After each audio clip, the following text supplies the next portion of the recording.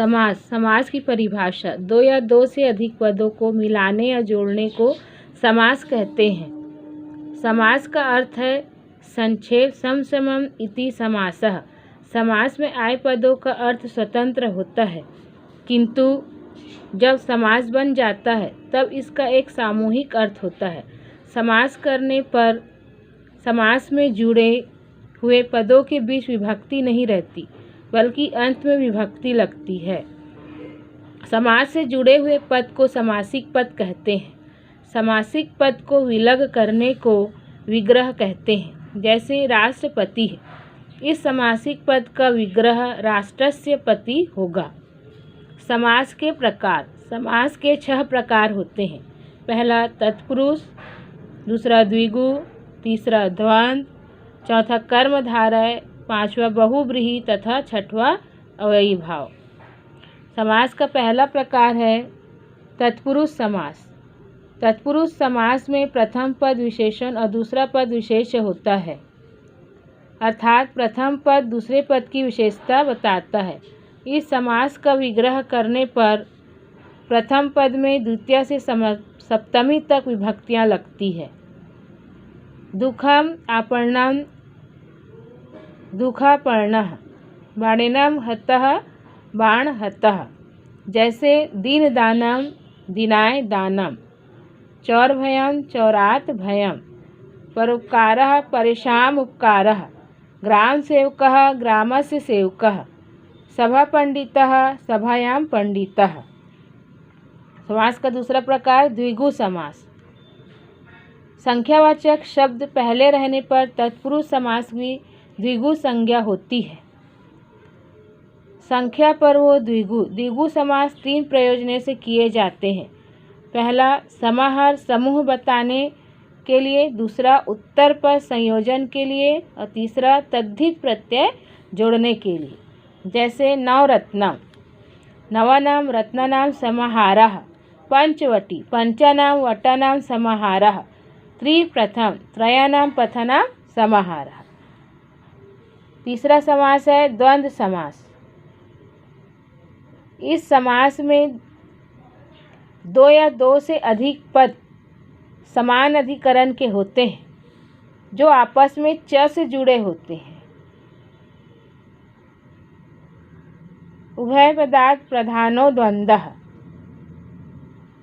इतरेत द्वंद्व के सभी पद समान रूप से महत्वपूर्ण एवं स्वतंत्र होते हैं। समस्त पद की संख्या के अनुसार वचन तथा अंतिम पद के लिंग के अनुसार लिंग होता है। समाहारा द्वंद्व में समस्त पद मिलकर नए अर्थ देते हैं। समस्त पद नपुंसक लिंग एक वचन होता है। एक से द्वंद्व समास में समस्त पद होने पर उनमें से एक मतलब प्रथम पद जो है वो लुप्त हो जाता है। जैसे राम लक्ष्मणौ, रामः च लक्ष्मणः च, कृष्ण अर्जुनौ, कृष्णः च अर्जुनः च, राम लक्ष्मणं सीता, रामः च लक्ष्मणः च सीतः च, दधि पयसि, दधि च पयश, पाणि पादौ, पाणि च पादौ च, रथिकाश्वरोहणं, रथिकाश्च अश्वरोहणश्च, आसन पाद्यम, आसन च पाद्यम च, पितरौ माता च पिता च। चौथा समास कर्मधारय समास। इस समास में पूर्व पद विशेषण होता है और जिसके दोनों पद विग्रह करके कर्ता कारक में ही रखे जा सकते हैं। कभी कभी कर्मधारय के दोनों की पद संख्या या दोनों ही पद विशेषण होते हैं। कभी कभी पूर्व पद संज्ञा और उत्तर पद विशेषण होता है। जैसे पीतवस्त्रम, पीतम च तत्वस्त्रम, नीलकमलं, नीलं च तत्कमलं, कृष्णसर्पः, कृष्ण च असौ सर्पः, घनश्यामः, घन इव श्यामः, मुखकमलं, मुखम कमलम इव। पांचवा समास है बहुव्रीहि समास। इस समास में पूर्व पद और उत्तर पद के अर्थ मिलकर किसी अन्य पदार्थ की विशेषता प्रकट करते हैं जो पूरे पद में विद्यमान नहीं होता।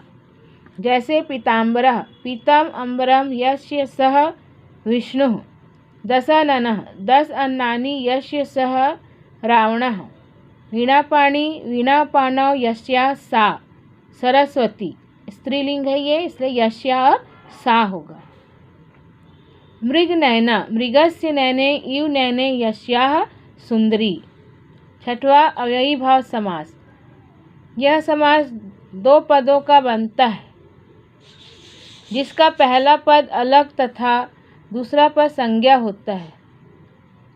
पूरा पद नपुंसकलिंग कर्ता कारक एक वचन के रूप में बन जाता है, पर उसके रूप नहीं चलते।